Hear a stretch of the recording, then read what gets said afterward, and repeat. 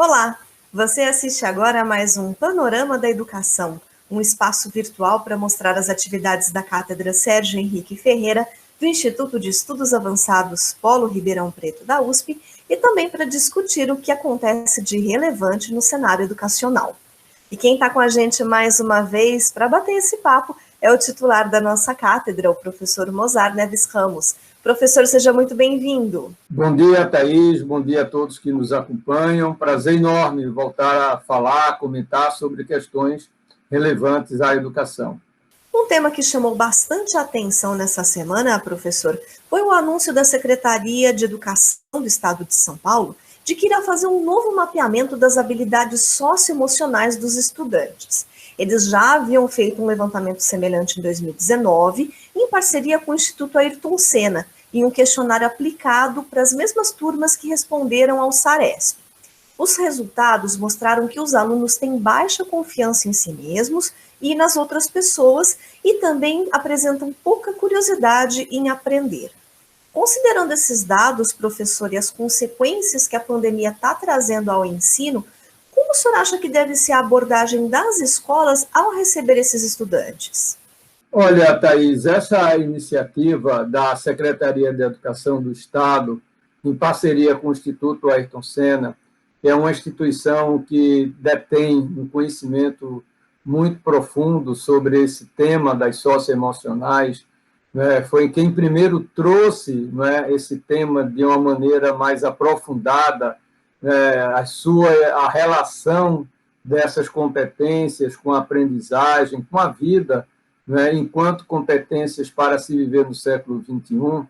Essa iniciativa é extremamente oportuna, porque a própria Secretaria de Educação do Estado de São Paulo, há 10 dias atrás, e nós chegamos, inclusive, a comentar, produziu e publicizou dados sobre as aprendizagens escolares dos alunos da rede, um trabalho que foi produzido pelo CAED, da Universidade Federal de Juiz de Fora, mostrando o enorme impacto da pandemia na aprendizagem escolar, né? Impactos principalmente mais relevantes para os alunos do 5º ano do ensino fundamental, né? Por exemplo, em língua portuguesa, a pandemia provocou, né, um retrocesso para, dados de proficiência, um retrocesso para 10 anos atrás, né? Ou seja, é como se o aluno, as notas de português obtidas em 2021, nesse trabalho do CAED, o número de pontos em língua portuguesa é equivalente ao de 10 anos atrás. Em matemática, a situação é ainda pior. 14 anos atrás, né? Isso para o 5º ano do ensino fundamental, que foi aquela etapa que teve maior impacto do ponto de vista da pandemia. Mas também se observou para as outras 2 etapas, para os anos finais e para o próprio ensino médio. Ou seja, nós tivemos um impacto de retrocesso em proficiência muito grande. Ora, as habilidades socioemocionais, vários estudos mostram que alunos que têm habilidades socioemocionais mais desenvolvidas têm maiores chances de obter melhores resultados de aprendizagem. Isso são estudos internacionais e nacionais, do próprio Instituto Ayrton Senna, que há anos atrás fez vários desses estudos com a rede estadual do Rio de Janeiro. Então, alunos que têm pensamento crítico, criatividade, confiança, curiosidade, perseverança, mais desenvolvidas essas habilidades, em geral, têm melhores resultados educacionais, mas também têm melhores resultados para viver, né, ao longo da vida, principalmente num cenário muito disruptivo. Então, o que agora foi encontrado apenas ressalta e retrata um momento extremamente complexo que nós estamos vivendo em termos das atividades escolares, de escolas fechadas, por conta da pandemia. E, naturalmente, essas competências são também afetadas, né? Quer dizer, a questão da curiosidade, a confiança dos alunos, né? E isso, naturalmente, precisa ser recuperado. Por essa razão, né? Foi dito, e nós mesmos recomendamos, o próprio Conselho Nacional de Educação entendeu que o primeiro aspecto a ser tratado quando do retorno presencial seria o acolhimento socioemocional, a saúde mental, que foi bastante afetada por conta da pandemia. Então, esse estudo do Instituto Ayrton Senna com a Secretaria do Estado de Educação de São Paulo, ele é muito relevante porque ele quantifica o tamanho do desafio do ponto de vista dessas competências, né? E é importante, e me parece que isso vai acontecer, que também se repita esse mesmo estudo agora em 2021, até para comparar um pouco a dinamicidade desse processo. Uma coisa fica muito clara, é preciso que a gente tenha uma educação que promova o desenvolvimento dessas competências, que vai na linha daquilo que a gente chama do desenvolvimento pleno do estudante, não é? E, portanto, isso tem impacto na proficiência, como eu falei, mas também tem impacto na vida da pessoa ao longo da vida, como, por exemplo, do ponto de vista de relações pessoais, do ponto de vista de sucesso na vida profissional, né? Tem vários estudos de James Heckman que claramente mostram, por exemplo, quando você tem crianças ainda na pré-escola que desenvolveram essas habilidades, comparadas com aquelas crianças que não desenvolveram na pré-escola. Portanto, a gente está falando de crianças de 4 a 6 anos de idade. Essas crianças que desenvolveram, por exemplo, têm 44% maiores chances de concluir o ensino médio. No caso lá dos Estados Unidos, é o que se chama de high school. E veja como isso é importante, porque agora, com a pandemia, nós estamos vivendo um impacto e, certamente, um aumento de abandono escolar. Então, desenvolver essas habilidades significa que a gente pode, naturalmente, ampliar as chances do aluno não deixar a escola e de concluir o ensino médio, né?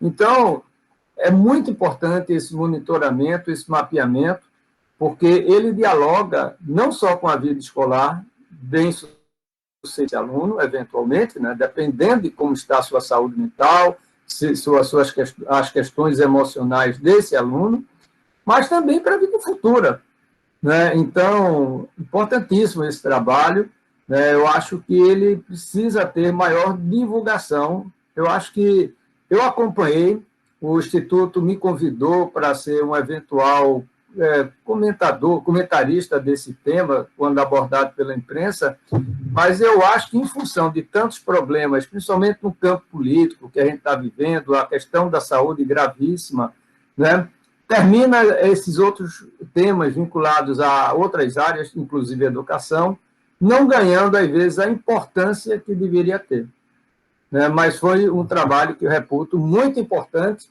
e que precisa ser mantido, acompanhado, e, inclusive, ver em 2021 como é que estão essas competências socioemocionais, até para que a gente tenha um acolhimento socioemocional que dialogue com as necessidades não só dos estudantes, mas também dos professores, né? E não é à toa que também o próprio Instituto Ayrton Senna vem desenvolvendo programas vinculados às questões socioemocionais dos educadores. Tudo isso é muito importante, porque eu tive, na semana que passou, por 2 vezes, participando de um webinar com o ex-ministro da Educação, o filósofo da USP, Renato Giannini. Renato entende que a questão socioemocional ela é mais relevante do que mesmo a preocupação com a questão cognitiva da aprendizagem. Eu acho até difícil saber fazer qual é o mais relevante, mas eu diria que é muito preocupante mesmo, porque está em jogo o futuro, e o futuro depende muito, não só da aprendizagem do aluno, mas desse diálogo da aprendizagem com o desenvolvimento dessas habilidades. E trazendo agora o assunto para a nossa cátedra, na próxima segunda-feira, a partir das 10 da manhã, nós vamos ter a concretização de um importante trabalho aqui da Cátedra Sérgio Henrique Ferreira, o lançamento do QEDU Gestão, que é uma plataforma desenvolvida em parceria com o IED. O senhor, inclusive, já comentou sobre ela aqui no Panorama da Educação algumas vezes, mas eu queria trazer esse assunto novamente. Quais os benefícios que essa plataforma deve trazer para os gestores, professor, e também para a sociedade em geral? E quem que vai poder acessar esses dados? Olha, Thaís, eu queria convidar todos que nos acompanham, porque esse projeto, iniciado há pouco menos de um ano, né, um trabalho de envergadura de uma instituição que tem um nível de confiança altíssimo na área da educação, que é o IED, que tem sob sua responsabilidade a coordenação do QEDU, que é o portal hoje mais acessado na área da educação. Se você quer saber sobre questões vinculadas à aprendizagem escolar, questões vinculadas aos dados de professores, estudantes, diretores, você vai encontrar tudo lá no QEDU, inclusive temporalmente. Não é? Então, é um portal hoje já muito conhecido e respeitado pela confiança, pelos dados seguros, e que, portanto, vem traduzindo ao longo desses anos uma contribuição notável à melhoria da política pública. O que nós fizemos dessa vez foi trazer esse tema da questão do QEDU para a gestão da aprendizagem, para cidades de médio porte. Porque lembro que o foco da Cátedra Sérgio Henrique Ferreira, definido preliminarmente, foi exatamente as cidades de 100 mil a 500 mil habitantes, consideradas de médio porte. São 242 cidades em todo o Brasil, com base nos dados censitários de 2010. Obviamente, isso já mudou um pouco, o número, o tamanho, né? Mas, pelo menos, a gente tem hoje uma referência de 242 cidades que agora serão beneficiadas diretamente por esse novo trabalho na parceria do IED com a Cátedra Sérgio Henrique Ferreira do Instituto de Estudos Avançados Polo Ribeirão Preto. Porque agora as cidades de médio porte vão ter dados específicos, tratados, né, comparados, né, para traçar políticas públicas para o enfrentamento da questão da aprendizagem escolar. E esse tema da aprendizagem é, sem sombra de dúvidas, juntamente com a questão da redução da desigualdade, que é o outro braço do trabalho da cátedra, e tem um terceiro que surgiu em função da pandemia, que é o abandono escolar. Eu entendo que esse portal, o QEDU Gestão para as cidades de médio porte, vai trazer grandes benefícios para a melhoria da política pública nessas cidades de médio porte. Há um ponto importante: as cidades de médio porte, tendo políticas assertivas, políticas baseadas em evidências, que produzem resultados, elas inspiram, não é, aquelas cidades pequenas que gravitam em torno delas. Então, o benefício desse portal, o QEDU Gestão, será lançado na segunda-feira, dia 31 de maio, às 10 horas, né, com muitos convidados especiais, né, a Maria Helena Castro, presidente do CNE, o secretário da Educação Básica do Ministério, o Mauro, né, o Ricardo Paz de Barros, que tem sido um grande colaborador dessa cátedra, um dos maiores e importantes economistas desse país, né, que vai tratar um pouco, trazer o cenário das cidades de médio porte. Então, vai ser uma oportunidade ímpar para que a gente possa dar, né, primeiro, eu costumo dizer o seguinte: nós concluímos o primeiro capítulo. Eu acho que agora vai vir o segundo capítulo, que é a disseminação desse portal e fazer com que esse portal chegue até as cidades de médio porte. E, nesse sentido, eu entendo que a participação da própria secretária Márcia Bernardes, que é a secretária de Mariporã, atualmente foi secretária de Atibaia, e que está conosco na cátedra, e como ela é presidente da Undime São Paulo, um dos caminhos que nós pretendemos fazer a partir desse momento é criar estímulos para as cidades de médio porte de São Paulo, que são 66 cidades, 27% do total, possam começar a utilizar. Eu estou começando agora a pensar em criar estratégias motivacionais, né, inspiradoras, para que esses municípios, não só de São Paulo, mas do Brasil inteiro, né, possam usar esse portal como um instrumento de gestão para a qualidade da educação pública. Bom, o Panorama da Educação está ficando por aqui, mas antes de encerrar, a gente reforça um convite para quem está nos assistindo, ou para quem está nos ouvindo, para participar do lançamento do QEDU Gestão, nesse evento online especial que vai ser transmitido pelo canal do Instituto de Estudos Avançados Polo Ribeirão Preto no YouTube. Você encontra mais informações sobre esse evento no endereço sites.usp.br/IEARP. Professor Mozar, muito obrigada por mais esse nosso bate-papo de hoje. É um prazer imenso conversar com você, Thaís, com os nossos ouvintes, não é? E vamos trabalhar, tem muita coisa que precisa ser feita por esse país. A prioridade não pode ser homeschooling, não é? A prioridade deve ser, volto a insistir, prover acesso digital, banda larga, internet, para aquelas crianças e jovens de mais baixa renda, que estão sem estudar, né, há mais de um ano, e serão essas crianças e jovens as mais afetadas e que podem ter um impacto devastador na vida futura, tanto no campo profissional e social desses estudantes.